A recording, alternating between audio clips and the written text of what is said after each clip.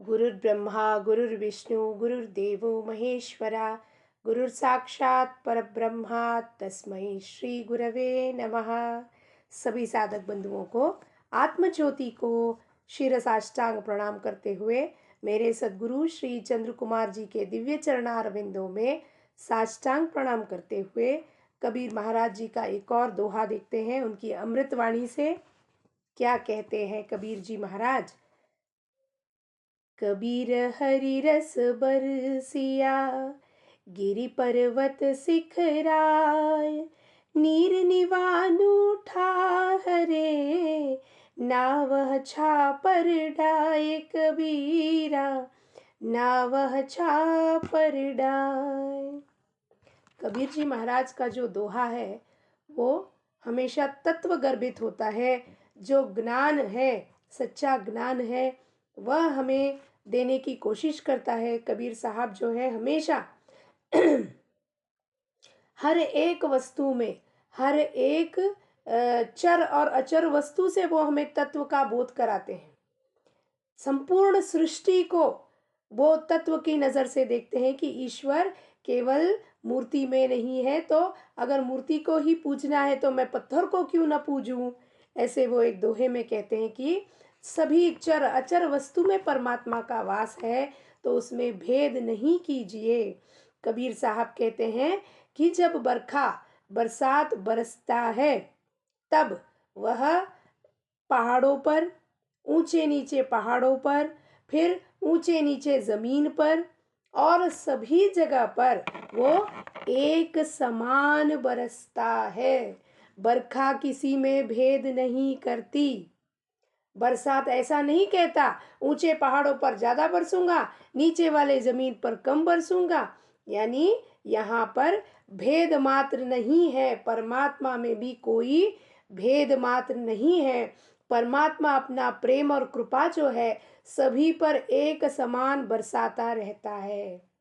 पर वो पानी जो है, बरखा का पानी सभी जगह नहीं ठहरता।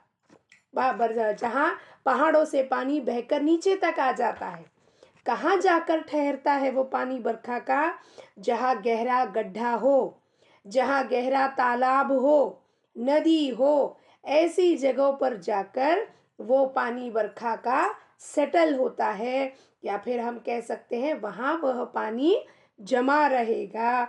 इसी प्रकार से जो सद्गुरु का बोध है, सद्गुरु की वाणी है, वो सभी पर छाप नहीं छोड़ने वाली।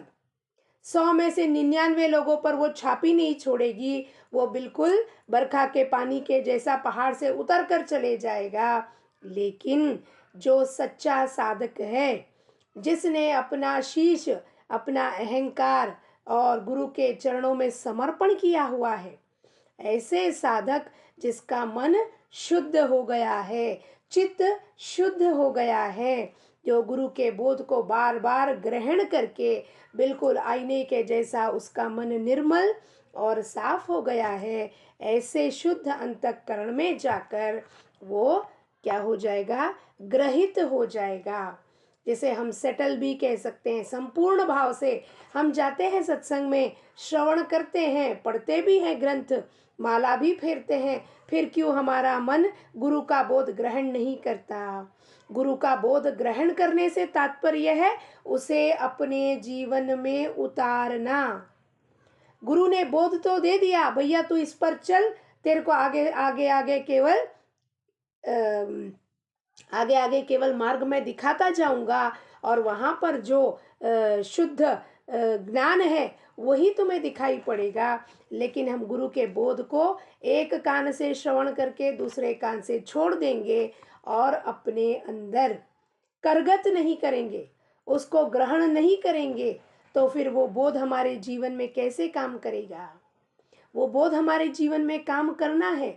हर वक्त सद्गुरु की वाणी हमारे कानों में घूमते रहना चाहिए, ना ही कि संसार की बातें, संसार के विषय, संसार का चिंतन हमारे मन में न होकर गुरु के बोध का चिंतन, गुरु की वाणी कानों में घूमती रहनी चाहिए। उन्होंने आज क्या बोध कराया, इसे जीवन में किस तरह से अपनाऊं कि मेरा मन शुद्ध हो जाए, शांत हो जाए, निर्मल हो जाए, मैं भी परमात्मा का अंश हूँ, ये कैसे मुझे पता चलेगा। इस प्रकार से जो सच्चा साधक होगा, सच्चा शिष्य होगा, जिसे गुरु के सिवाय दूसरा कुछ नहीं दिखाई पड़ेगा, संसार उसे दिखाई नहीं पड़ेगा, ऐसे के वहाँ वह छाप छोड़ जाएगा। गुरु की अमृतवाणी वहाँ छाप बन जाएगा, जहाँ पर गहरा उसे ग्रहण करने वाली वो शक्ति, जिसे हम रिसेप्टिविटी कहते हैं।